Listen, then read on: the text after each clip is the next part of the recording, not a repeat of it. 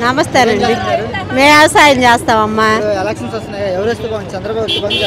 చంద్రబాబు నాయుడు వస్తే అసలు ఏం బాగాదమ్మా. జగన్ ప్రభుత్వం వస్తేనే బాగుండిద్ది.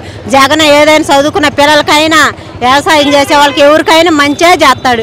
జగన్ ప్రభుత్వమే రావాలమ్మా. జగన్ వస్తే ఎవరికైనా వ్యవసాయం చేసే వాళ్ళకైనా చదువుకునే వాళ్ళకైనా ఎవరికైనా మంచిగా చేస్తాడు. మంచి న్యాయం చేస్తాడు. మంచి ప్రభుత్వం జగన్మోహన్ రెడ్డే రావాలి. జగన్ ప్రభుత్వమే బాగుంది. చంద్రబాబు నాయుడు ప్రభుత్వమే బాగాల. పరిపాలనే బాగుంది.